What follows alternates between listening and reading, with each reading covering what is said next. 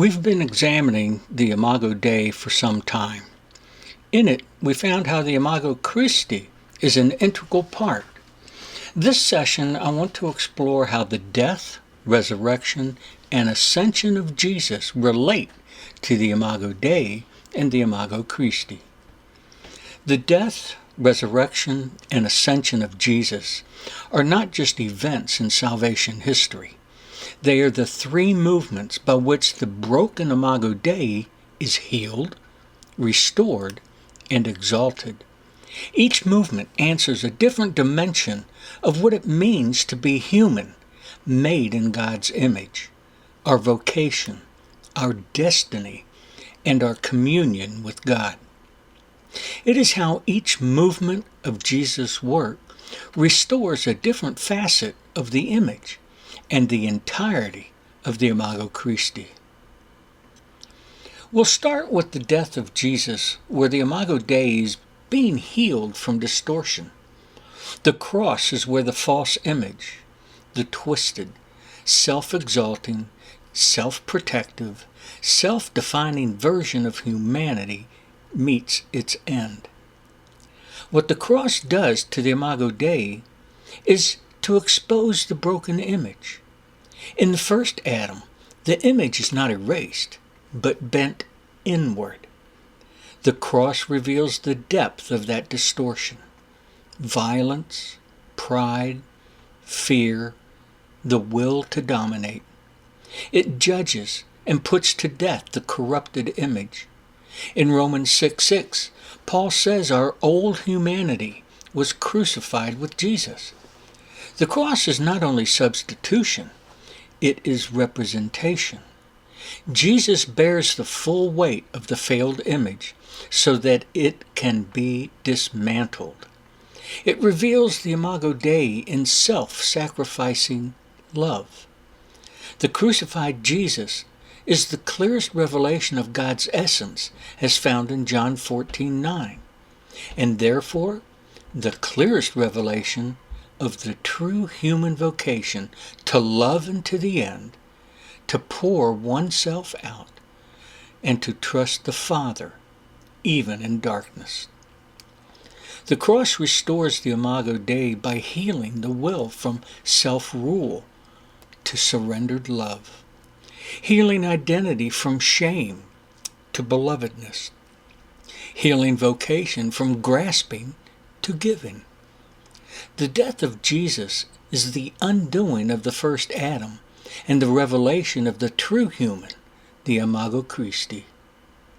Next, we look at the resurrection of Jesus, where the Imago Dei is restored.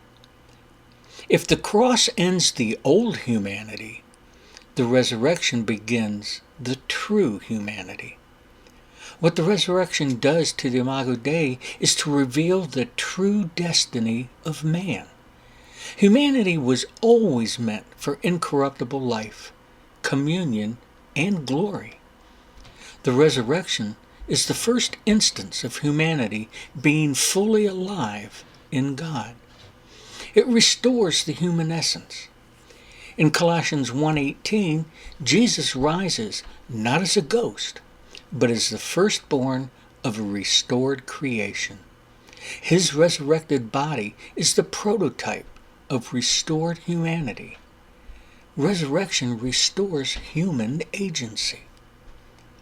The resurrection gives back what sin stole: the capacity to obey, the capacity to love, the capacity to bear fruit, and the capacity to reflect God without distortion. The resurrection restores the Imago Dei by restoring human essence, re-establishing communion with God, inaugurating the restored creation within us. Jesus' resurrection is the restoration of the Imago Dei. Lastly, we look at the ascension of Jesus, where the image is enthroned and exalted. If the cross heals and the resurrection restores, the ascension exalts the Imago Dei to its intended place. What the ascension does to the Imago Dei is it enthrones humanity in the presence of God. Think about it. A human body now sits at the right hand of the Father. That is staggering. The Imago Dei is not merely restored, it is glorified in the Imago Christi. It restores humanity's royal vocation. Per Genesis 1 verses 26 and 28, humanity was created to rule with God. The ascension is the fulfillment of that calling in Jesus, who brings humanity into its rightful place of authority. It establishes the ecclesia as the earthly expression of the ascended image. Many forget that Jesus ascends so Holy Spirit can descend. Holy Spirit forms the ecclesia into the communal image of the Son, the Imago Christi, extending his life and authority in the world. The ascension restores the Imago Dei by restoring human dignity and destiny, restoring human authority under God, restoring humanity's place in the cosmic order. The ascension is the enthronement of the Imago Dei in the Imago Christi. These movements show the Imago Dei is restored from glory to glory. Put together, we see that Jesus' death heals the Imago Dei from corruption. Resurrection restores the Imago Dei in life. And ascension exalts the Imago Dei to glory. This is why Paul can say Jesus is not only the revelation of God, he is the revelation of what humanity is meant to be. Therefore, we can truly say the following: in his death, my false image is crucified. In his resurrection, my true image is restored. In his ascension, my restored image is enthroned. I bear the image of the crucified, his self-giving love. I bear the image of the risen, his incorruptible life. I bear the image of the ascended, his shared authority and glory. As he is, so am I in this world. The I am statements become a map of how Jesus' death, resurrection, and ascension restore the Imago Dei. Each statement reveals a facet of divine identity that Jesus embodies perfectly and shares with humanity through his threefold work. What emerges is a pattern.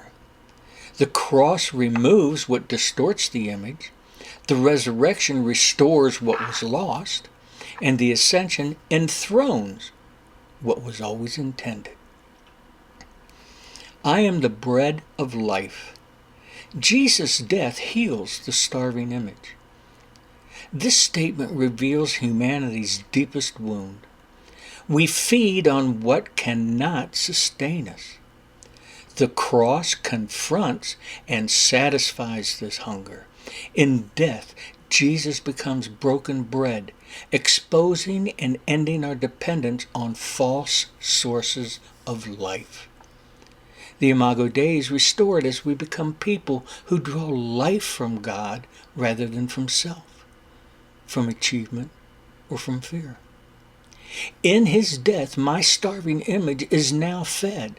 I no longer live by lesser bread. I live by the one who gave himself for me.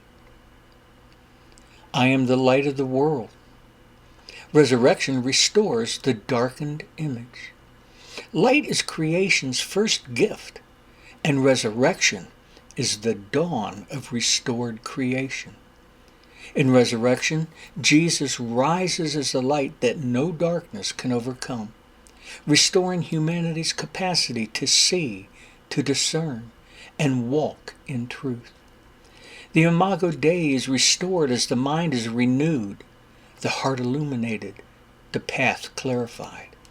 In his resurrection, my darkened image is illumined. Therefore, I rise into clarity, into truth and sight. I am the door. Jesus' death opens what sin closed. The cross is the hinge on which the door of communion swings open. In death, the veil tears and access is restored. The Imago Dei is restored as humanity regains its place in the presence of God. In his death, the closed places of my soul open, and I enter freely where I once hid. I am the Good Shepherd. Resurrection restores the wandering image. Humanity's lostness is healed by the shepherd who lays down his life and takes it up again. In resurrection, the shepherd returns alive, gathering the scattered. The Imago Dei is restored as we become a guided, guarded, and gathered people. In his resurrection, my wandering image is gathered.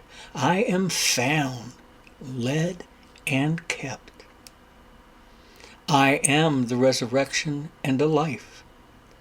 Resurrection becomes the restored center of the Imago Dei. This statement is the heart of restored humanity. In resurrection, Jesus embodies the life humanity was always meant to carry. The Imago Dei is restored as we become participants in divine life, not merely recipients of divine mercy. In his rising, my image rises, and I carry the life that death cannot touch. I am the way, the truth, and the life. Ascension enthrones the restored image. This is the statement of royal vocation. In ascension, Jesus ascends as the way into the Father, the truth enthroned, the life exalted. The Imago Dei is restored as humanity is lifted into its original calling, union, wisdom, and authority under God.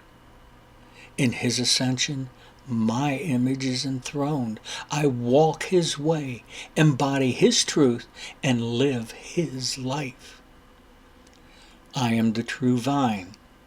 Ascension establishes the abiding image. The ascended Jesus sends Holy Spirit so humanity can abide in him. In ascension, the vine is planted in heaven. The branches grow on earth. The Imago Dei is restored as we become fruitful, connected, spirit-filled humans.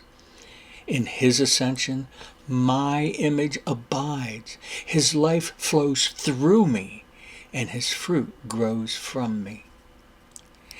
In his death, my false image is crucified. In his resurrection, my true image is restored. In his ascension, my restored image is enthroned. He is the bread and my hunger satisfied. He is the light and my darkness is undone. He is the door and my exile has ended. He is the shepherd and my wandering is now guided. He is the resurrection and my life is restored. He is the way, truth, and life, making my destiny secure. He is the vine, so my abiding in him is fruitful.